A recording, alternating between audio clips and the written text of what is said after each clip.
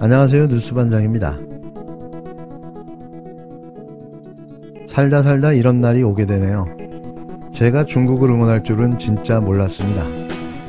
대한민국이 이렇게 무너져 내릴 줄도 몰랐지만 일본을 향해 당당하게 할 말을 하는 중국을 부러워하게 될 줄은 진짜 몰랐는데요.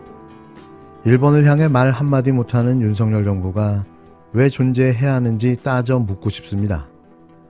어쩌다 일본의 속국이 되어버려 일본이 시키는 대로, 일본이 하자는 대로 질질 끌려다니면서 이용만 당하고 있는 걸까요?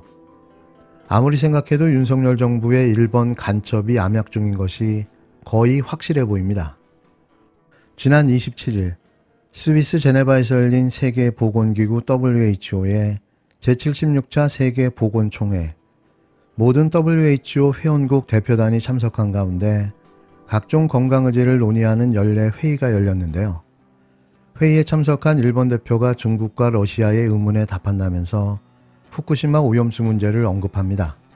처리수라는 용어를 쓴 일본 측은 IAEA의 분석 절차 등 과학적 근거에 입각해 투명하게 이 문제를 다뤄왔다고 주장했는데요.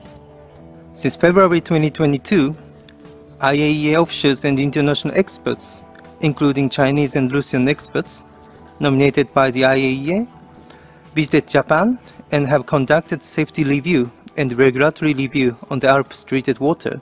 이 자리에서 일본 대표는 지난 2월 1일 IAEA 전문가들은 여기에는 러시아와 중국 전문가도 포함되어 있습니다.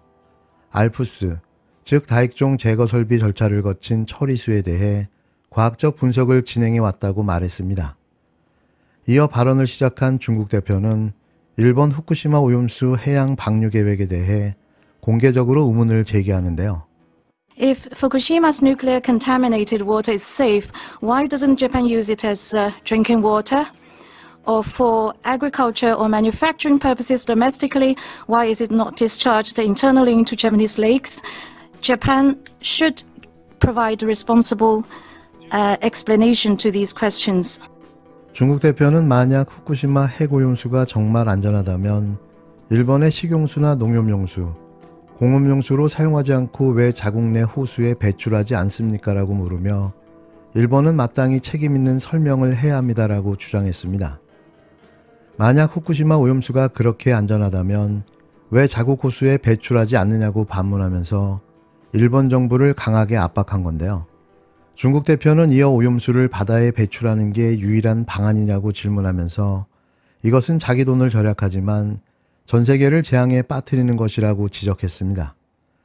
이어 일본은 오염수가 해롭다는 것을 알면서도 바다에 배출하려는 속셈이 무엇이냐며 자국의 단기적인 이익을 위해 인류 공동의 이익을 해치는 행위는 반드시 엄중한 규탄과 단호한 배격을 받아야 한다고 강도 높게 비판했는데요.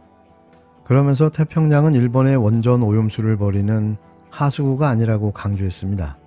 중국 대표는 또 일본은 이웃국가를 포함한 이해 당사자 및 국제기구와 충분히 협상한 뒤 가장 안전한 방식으로 오염수를 처리하고 엄격한 국제감독을 받을 것을 다시 한번 촉구한다고 말했는데요. 하지만 이 자리에 정부 수석 부대표로 참석한 대한민국 지역미 질병관리청장은 일본 대표의 이 같은 발언에 대해 지적이나 항의는 물론 이런 방구 단 한마디도 하지 못했습니다. 반면 중국 대표의 발언 내용은 WHO 홈페이지를 통해 공개됐으며 신경보 등 중국 매체도 중국 대표의 이 같은 발언에 대해 집중 보도했는데요. 이게 상식적인 대응인 거죠. 중국도 할 소리를 다 하는데 왜 대한민국은 오로지 일본 편에서 일본을 위해 굽신대기만 하고 있는 걸까요?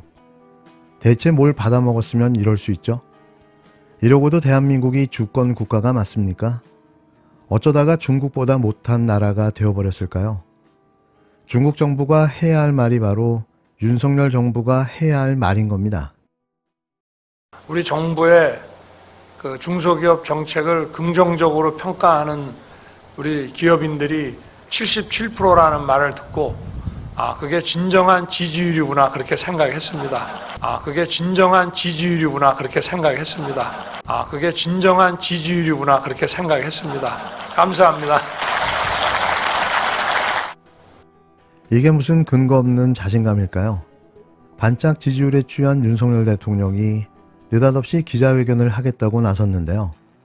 오만과 독선에 사로잡힌 윤 대통령이 소통을 확대한다면서 기자회견을 자청하고 나섰습니다.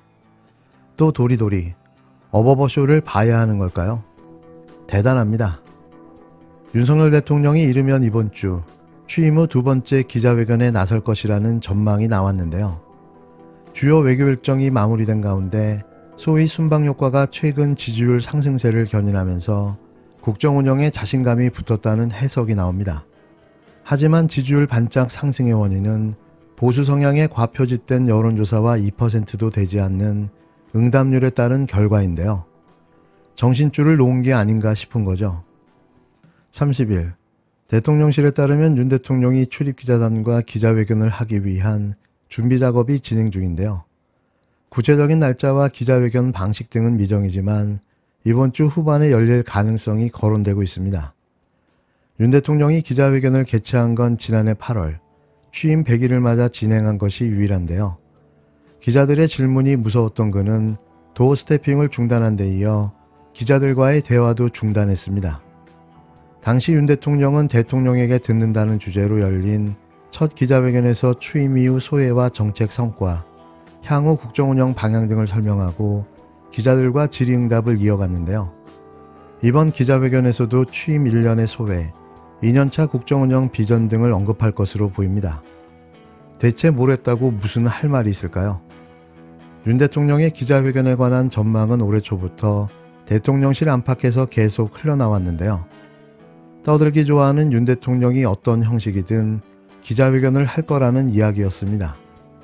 실제로 윤 대통령은 지난해 11월 도어 스태핑을 중단한 이후 비상경제 민생회의, 국정과제 점검회의, 국무회의 등을 생중계로 진행하며 자신의 모두 발언을 통해 일방적인 대국민 소통을 진행해 왔는데요. 또 각종 기업인 초청 행사를 주재하면서 현장에서도 말도 안 되는 헛소리를 늘어놓기도 했습니다. 최근에는 부인 김건희 씨와 함께 SBS TV 동물농장에 깜짝 출연해 온 국민들의 공분을 사기도 했는데요. 이제는 대놓고 자신의 지지율을 높이기 위해 공중파를 이용하는 파렴치한 짓마저 서슴지 않았습니다. 일각에서는 윤석열 대통령이 기자회견을 포함해 소통 행보를 늘리는 것을 두고 이딴 정상외교 행보를 통한 이른바 순방 효과가 지지율 회복으로 이어지며 자신감이 붙은 결과라는 해석도 나오는데요. 말 그대로 자화자찬, 꿈보다 해몽인 거죠. 아직도 윤 대통령의 국정 지지율은 30% 초반대를 유지하고 있으며 부정평가는 무려 68%를 넘어서고 있는 수준인데요. 대체 무슨 자신감일까요? 주변에서 제대로 된 이야기를 해주지 않은 탓일까요? 하기사 임금님귀는 당나귀귀라는 말이 쉽게 나오지 않겠죠. 순방 효과요? 국익에 아무런 도움도 되지 않는 순방 외교. 대체 뭘 얻었을까요? 미국과 일본의 꼭두각시가 되어버린 대한민국. 외교를 잘한다고요? 지나가는 소가 웃을 일입니다. 저도 경찰에서 수사한다는 보도를 보고 알았는데요.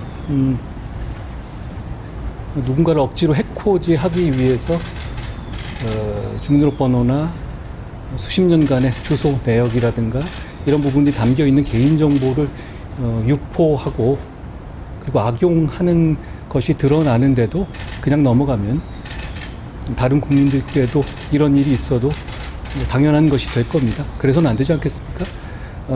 만약 그렇다면 말이죠. 제가 뭐 경찰에서 사실을 잘 밝혀낼 거라고 생각합니다. 그리고 아까 민주당이 뭐라고 비판? 과잉 수사가 아니냐 이런 얘기를 하고 있어요. 근데 민주당이 채널A 수사에서 했던 입장하고는 굉장히 다르시네요. 민주당은 우선 지금 이 일에 민주당이 관여한 것은 없는지 먼저 점검하셔야 되는 것 아닌가 싶습니다. 좀 해당 기자가 사실 근데 뭐 대통령실에 대해서 안 좋은 보도를 한 이력도 있다 보니까 그거에 대한 뭐 좀 보복성 아니냐 뭐 이런 비판들도 좀 나오는 것 같은데 그거는 이제 여러 가지 해석의 문제고요. 지금 이 사안을 가지고 보셔야 될 문제가 있고요.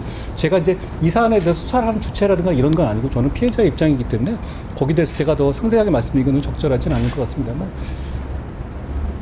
어떤 누구를 해코지하기 위해서 불법적인 정보를 유포하고 그걸 악용하면 안 되는 거는 누구나 동의하지 않겠습니까? 다른 국민들에 대해서도 그런 일이 일어나도 안 되는 거겠고요. 그게 언론계의 뭐 상례라든가 일반적인 일은 아니잖아요.